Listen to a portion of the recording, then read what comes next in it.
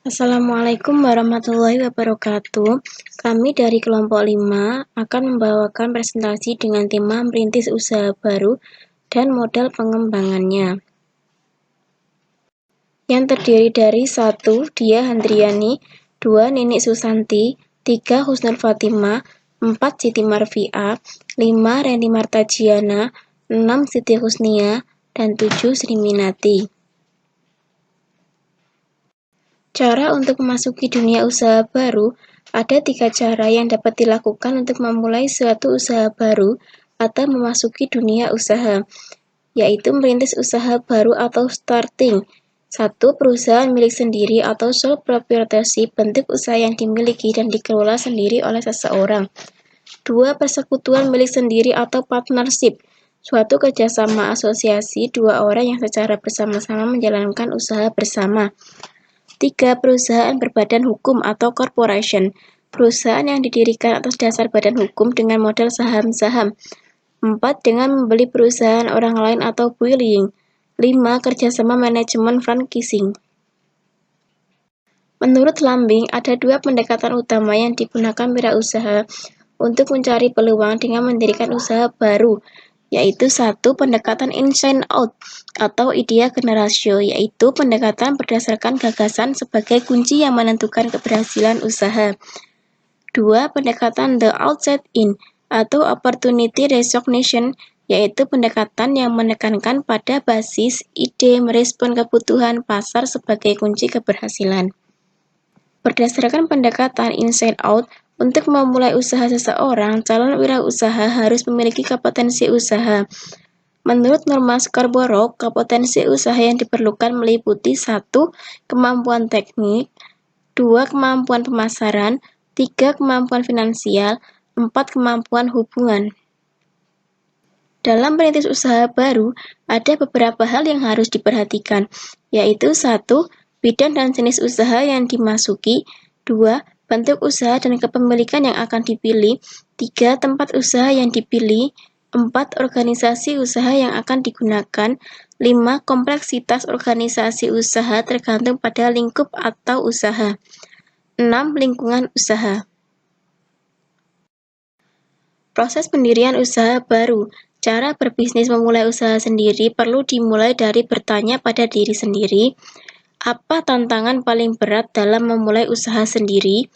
Bukan tidak ada modal, bukan tidak ada ide baru, yang paling sulit adalah memperhatikan endurance berbisnis tetap bertahan dalam usaha meskipun menghadapi banyak tantangan.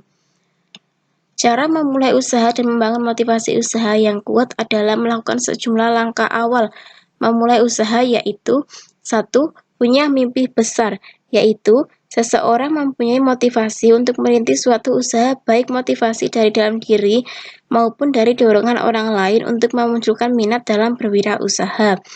2. Bekerja berdasarkan passion, yaitu passion merupakan penyemangat yang ampuh saat berbisnis sedang susah walaupun berjualan sedang merosot, tetapi karena melakukannya bukan karena tuntutan keuangan, namun karena memang menyukainya.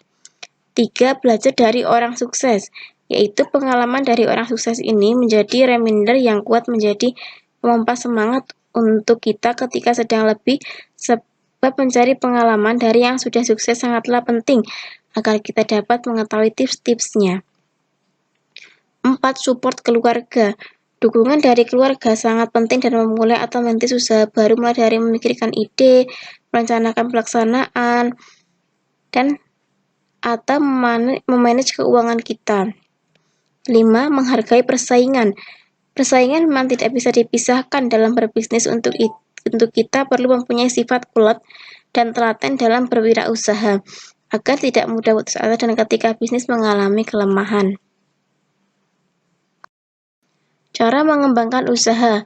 Tingkatkan promosi.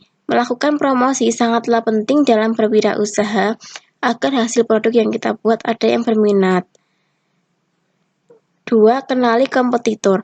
3. Atur keuangan dengan baik. 4. Investasi. 5. Lakukan inovasi produk. 6. Memperluas jaringan. 7. Tingkatkan sumber daya. 8. Utamakan pelayanan konsumen. Faktor penyebab kegagalan usaha. Ada beberapa faktor penyebab kegagalan dalam berwirausaha, yaitu 1. Kurangnya pengalaman manajemen. Pebisnis kurang mendapat pengalaman dari pihak yang telah sukses melakukan bisnis. 2. Kurang mampu membuat perencanaan keuangan. Dalam menyusun keanggaran yang kurang seimbang bisa mengakibatkan kerugian, sehingga memanage keuangan sangatlah penting. 3. Tidak melakukan inovasi sesuai perkembangan zaman. Kurangnya inovasi dan tidak adanya perkembangan menyebabkan suatu usaha kehilangan pasarnya. 4. Menjual produk yang tidak dibutuhkan. Salah satu penyebab kegagalan suatu usaha adalah produk yang dijual. Menjual produk yang tidak hanya dibutuhkan banyak orang bisa mendatangkan kegagalan dalam berusaha. Sekian dari kelompok kami. Wassalamualaikum warahmatullahi wabarakatuh.